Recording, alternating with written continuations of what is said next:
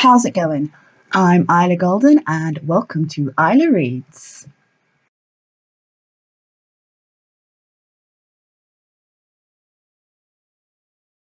Dinner with Lilith had been nice, but now she had to face going home to an empty house. The early autumn weather had been fairly pleasant and mild, but that didn't mean the evenings didn't start drawing in dark earlier and earlier. Usually that would have stopped Echoe from going for a bit of a wander. In the light of day, people might have tolerated her chair, but she often found the nighttime world was a very different place. Granted, most of those who made her feel that way had clearly been intoxicated, but it didn't really make her feel any better about it. It did, however, mean she guided herself along a path away from any local pubs. For a while, she wasn't totally sure where it was she was heading. Then she found herself outside of Elsa Rosemary's place. For a long couple of minutes, she debated whether or not she should go in.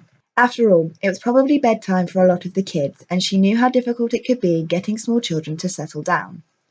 She was just about to turn and continue on with her journey when something convinced her that she should go inside. The impulse was so strange and so sudden she couldn't help but glance around just to make sure no one else had planted that feeling there.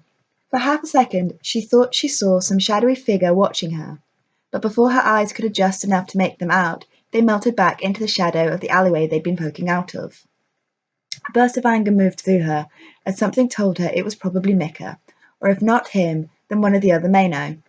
After all, she had enough anecdotal evidence to know they were capable of at least a primitive form of telepathic influence. That alone was enough to make her decision to continue on with her journey. But just as she did, Rosemary poked her head out of the front door. "Echo, I thought that was you." She pulled herself outside and made her way towards the gate. "What are you doing here?" I'm not sure really," she shot her embarrassed smile. "I just felt like I needed to go for a walk, clear my head a little." "Yes, well, I suppose you do have a lot on your mind, dear, with everything that's been going on. I guess Cleo must have told you." "Don't worry, she wasn't gossiping. I wouldn't stand for that. But she is concerned about you. So much so, she debated whether or not now was the right time to mention certain things." "The fact she's pregnant, you mean?" Echo shifted her gaze away. "That did come up whilst she and Nia were telling Pico all about their new place. Believe me, she was in two minds about whether or not that whole conversation was a good idea right now. I hope you don't think less of me, dear, but I was the one who told her to go ahead with it. Life is unpredictable, and sometimes there's just never a good time for certain things to happen. I'm not saying things will get worse for you, but no, I know what you mean," she sighed. "I'll be honest too. I was a little upset about it when it became apparent she still wanted to tell Pico about the new place last night. I didn't know she was pregnant then, so I couldn't add that to it too, but either way, I felt calmer about it this morning. I knew the alternative was to just keep putting it off, and that probably wouldn't work well for Pico. She's such a sensitive little thing at the moment. She just doesn't know where she belongs right now, or if she wants to belong there." Rosemary's face filled with a soft smile. "Everyone goes through that stage in some form or another, but it can be hard if you're the first of your friends to reach it." "What makes you think she's the first?" "The way she's acting out suggests she doesn't have anyone she can really talk to who she feels understands. And you know this because Cleo comes to you for motherly advice about my daughter?" Echo cocked an eyebrow at her. "Cleo is very fond of your children." Rosemary pressed her lips together. "She knows she can never replace you, and she really wouldn't want to either. But she does want to make them feel as though she's a part of the family, and not just some wicked stepmama."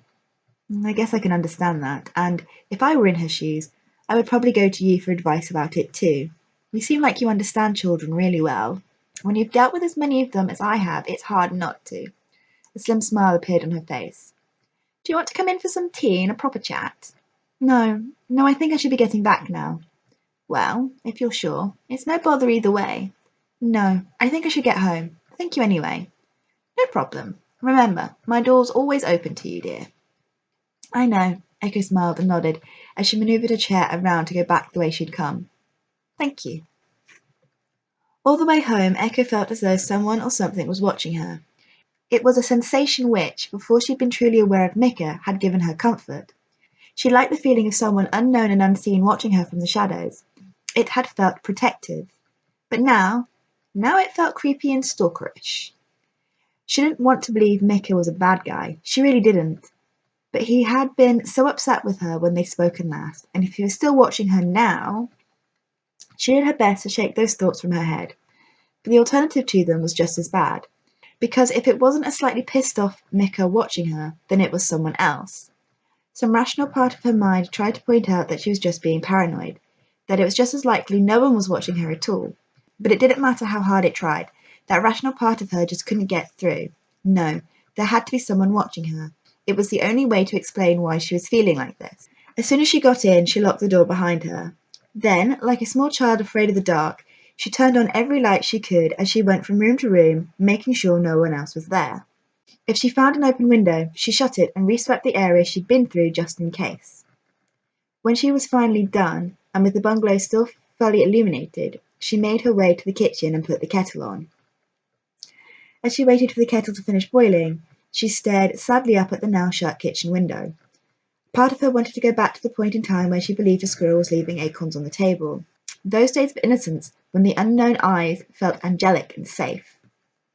Just as she was really starting to hate the veil of paranoia draping itself over her life, the phone began to ring. The sudden noise in her all but silent surroundings made her jump more than a little. She instantly chastised herself for it and made her way towards the kitchen phone. Hello? There were a few long moments of silence on the other end, followed by a heavy-sounding clunk right before the line went dead.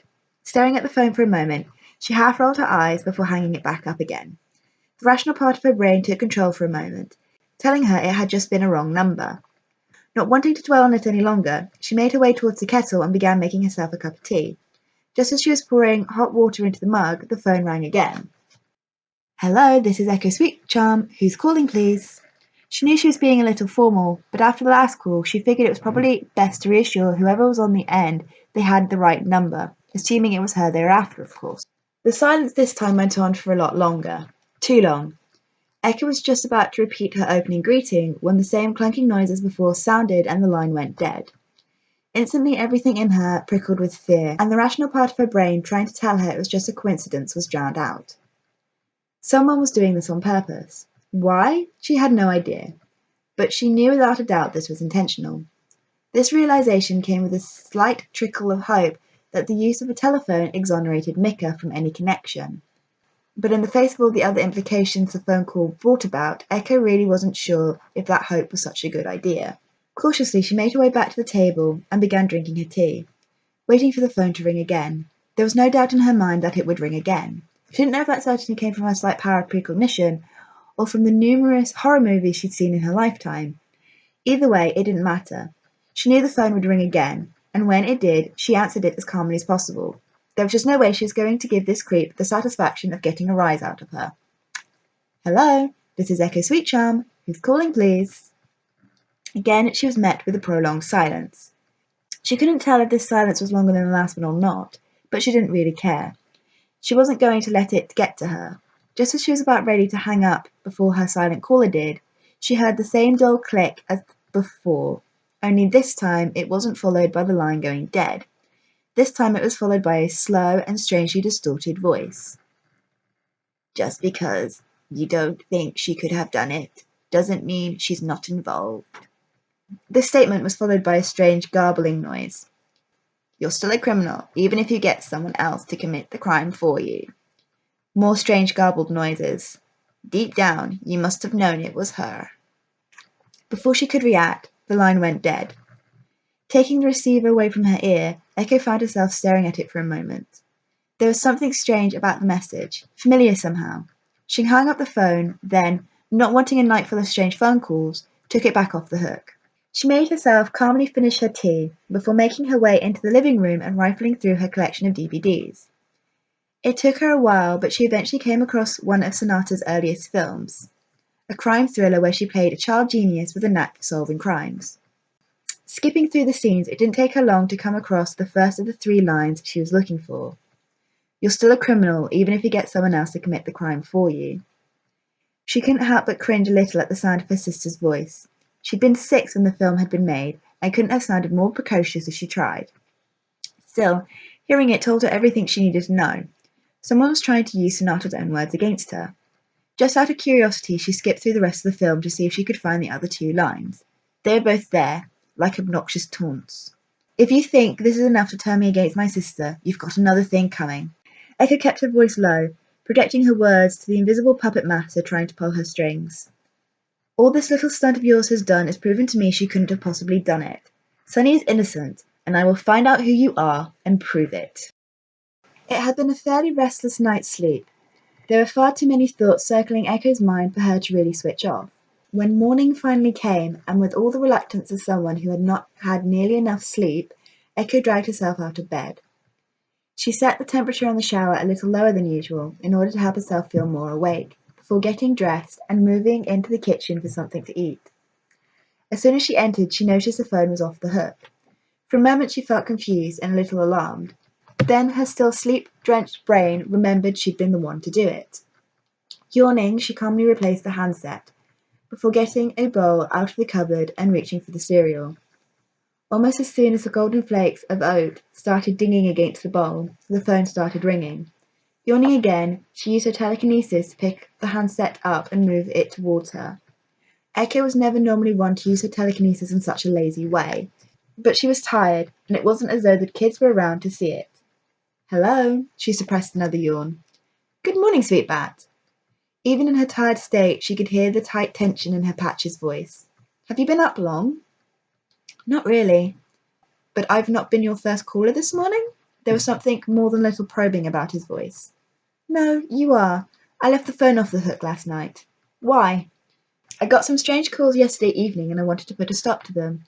As she spoke, she poured milk over her cereal. "What time did these calls start?" "I don't know. A little after 9, I guess. I was out with Lilith most of the evening." She knew she was omitting the part where she also went for a walk, but she didn't see what relevance that might have had. "I figured as much when I couldn't get hold of you." There was more than a note of relief in his voice. "What were these strange calls about?" "The first 2 were just silence." She took a mouthful of cereal, instantly making her body realize how hungry she was. "And the last one had this strange voice quoting lines from The Puppet's Apprentice." "The Puppet's Apprentice? Whose lines were they?" "Sunny's. I think someone desperately wants me to think she has something to do with this, as in behind it, not the real target."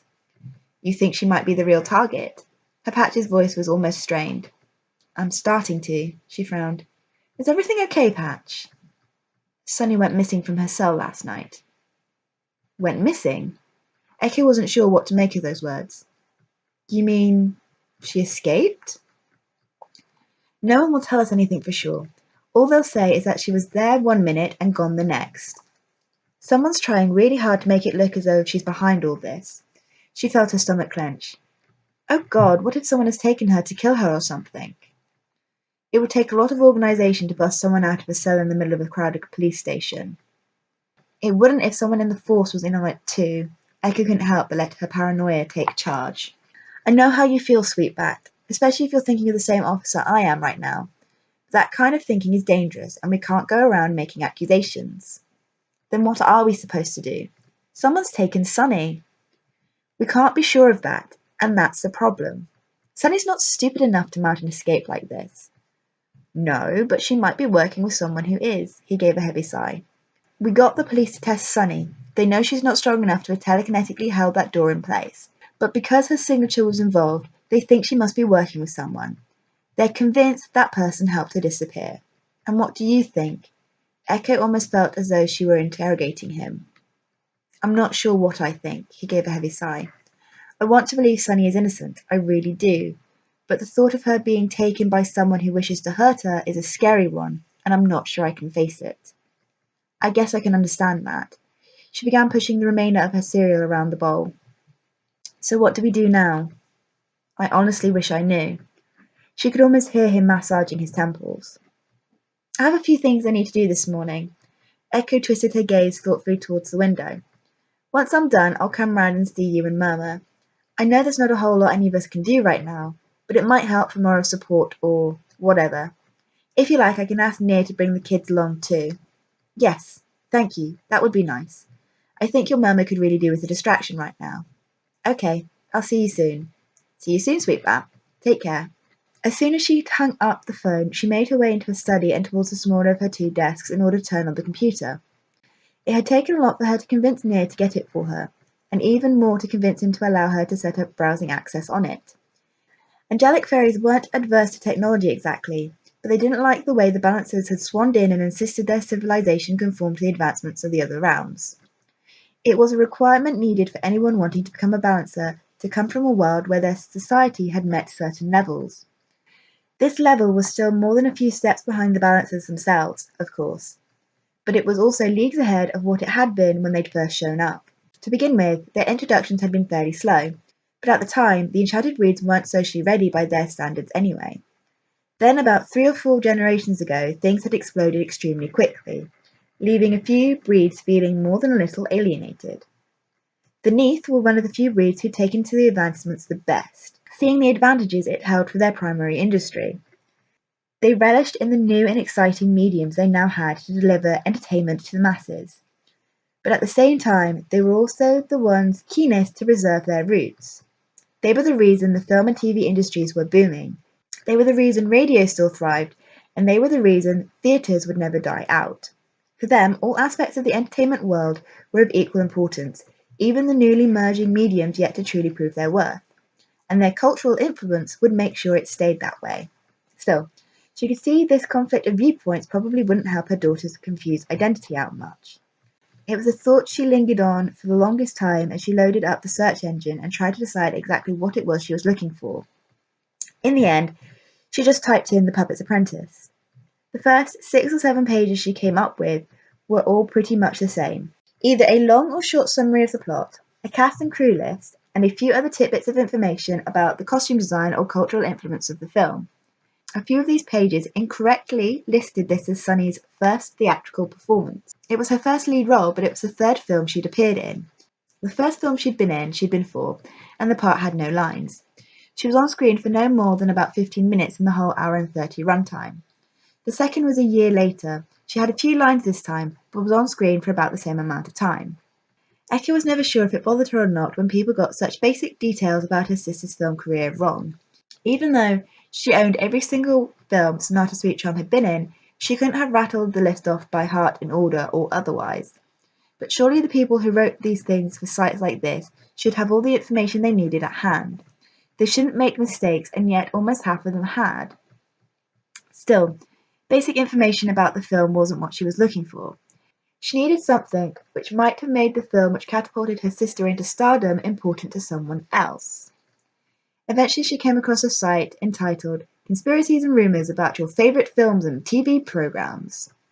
The opening page of the site talked about how a lot of film and TV productions have things going on behind the scenes most people never get to know about, and how this site was willing to expose as much of the truth as it could get its hands on.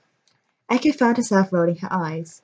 She'd heard about sites like this before. They were usually run by people with grudges against certain actors or directors and were used to try and make others dislike these people as much as they did. She was just about to click off of the site and move on when some moment of curiosity made her click on the link to The Puppet's Apprentice. We all know Sonata Sweetcharm carried this film with her award-winning portrayal of Annie Minus, but did you know her character was originally supposed to be split into 2 parts? Although this film is considered a modern classic, you'd be hard-pressed to find anyone who doesn't question why a 6-year-old girl would have been allowed to run around solving crimes of this nature pretty much on her own. Well, the truth is, the original character of Annie Minus was a smaller part. The niece of the victim, Maria Minus, instead of the daughter. The actual sleuth would have been a 15-year-old son and cousin to Annie. The character would have been called Adam Minus and would have been played by a mixed-breed actor. According to official sources, at least 3 different well-known young male actors were chosen at various different times to play the role. Fortunately, each one of them found the party lifestyle they were at that time only just getting into too much for them. After they each proved to be too unreliable or unsuitable for the part, the film was rewritten, but unofficial sources we've spoken to claim there was a lot more to it than that. According to these sources, Sonata's grandpatch and agent, Alonzo Sweetcharm, did not approve of the idea of his granddaughter playing the cousin of a mixed breed, and his influence was enough to get the plot refocused around his granddaughter. Rolling her eyes, Echoe gave a heavy sigh. She knew her grandpatch well enough to know there was probably a lot more than a grain of truth to these rumours. But all it really told her was that more than one person might have had a grudge against Alonzo Sweetcharm, and since the actors weren't named by the article, they'd more than likely gone on to be successful afterwards anyway. So there was a little bit more of the article, and Echoe spent a few minutes debating whether or not she wanted to continue reading it. So far it hadn't told her anything she couldn't have figured out for herself. But even so, there are tons of stories like this one floating around about the early career of Sonata Sweetcharm, and here at CRFFT, we do our best to get to the real heart of the story. All those juicy little details even the unofficial sources don't want you to know about. And what's the one which hangs around the puppet's apprentice like a bad smell? Well, according to the partially destroyed document we found, at least one of those teenage actors was accused of inappropriate behavior towards one or more of the children on set. The fragment of the document we have doesn't give us any real details, and the names have been blacked out. But we do know a male person aged 15 was found in a compromising position with a pre-adolescent in one of the changing rooms, and that although a report was made, no charges were ever pressed. Could this have been a setup by the ruthless Alonzo Sweetcharm? Was Sonata the pre-adolescent involved? And if she was, did she know what she was doing? We don't have enough information to say anything for sure, but knowing the reputation of these two, odds are they both have something to do with it. The words left Echoe feeling more than a little bit uncomfortable. She didn't know if she believed them or not, but there was something vaguely familiar about the story. She was 17 when the film was made and had just been forced to move out on her own by Alonzo. She knew at the time her parents' focus had been split, something to do with Sonata. A lot of arguing had happened, and Echoe had been glad of the excuse not to be around it all. Now she kind of wished she had. On top of that, Sonata's own words began swirling around her head. I know. That time he was just trying to protect me. A shiver radiated up and down her spine. A shiver followed by a strange determination to find out the truth, and the only way to do that was to talk to her parents about it. For a moment she found herself swallowing hard. Dredging up the details of the past like this was never an easy thing to do, but this could be a matter of life or death for Sonata. It didn't matter how much she didn't want to do it, she had to. The only question now was, how? Enjoyed what you've heard so far? Please consider subscribing to find out when the next part's being released. Thanks for watching. See ya!